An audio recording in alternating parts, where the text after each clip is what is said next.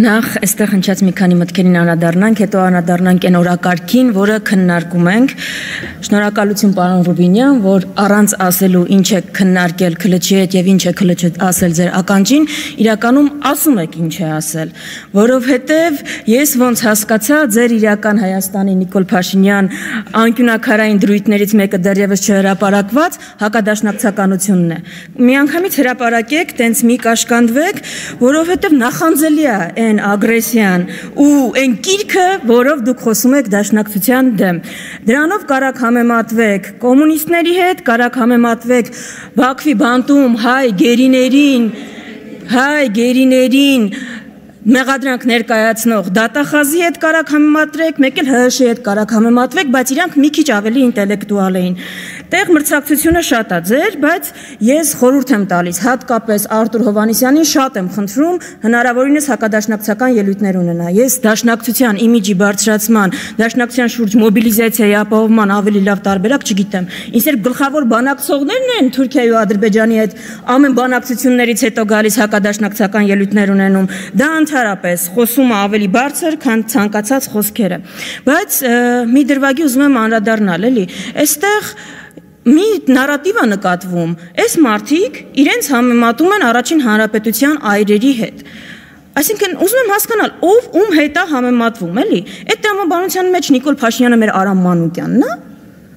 Այդ մարդու մասին ամենահայտնի պատմություններից մեկը բացի այն, որ պետականաստեղծապետության հիմնադիր է, զրոյից պետությունը տասնյակ հազարավոր քառակուսի կիլոմետր ստեղծած է, Վանի հերոսական ինքնապաշտպանություն կազմակերպած է, ամենահայտնի պատմություններից մեկը տարածված այն է, որ հրաժարվել է տիֆի պատվաստանյութից, որ որբերին դա հասնի։ Այս մարդուն ասում ենք պատավատներից հետ մեկից հրաժարվի,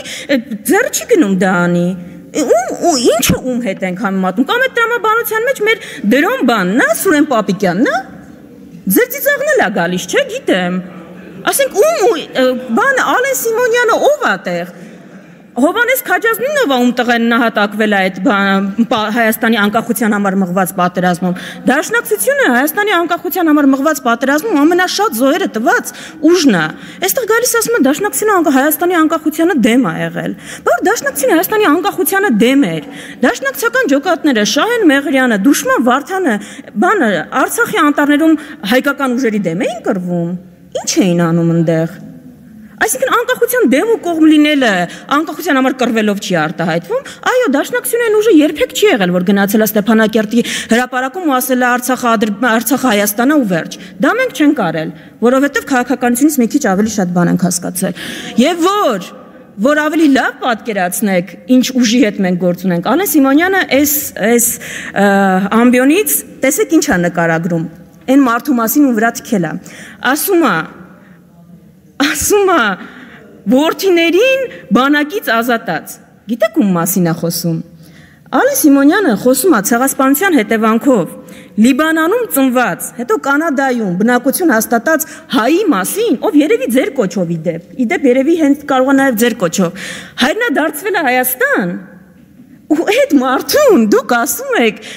բանակից ազատած է տղաներին։ Այ տենց է, այսինքն ձեր են քայլարա դեպի տունը, բանա, հա, քայլարա արի տուն, թքեն վրա դրադեղից տեղից։ Էտա ձեր կոնցեպտը էտա։ Սփյուռքահայի 7 միլիոն սփյուռքահայի երեխաներին բանակից ազատած են անվանում։ Բանա էլի, երևակայությունը պիտի ինչ որ սահմաններ էլ ունի։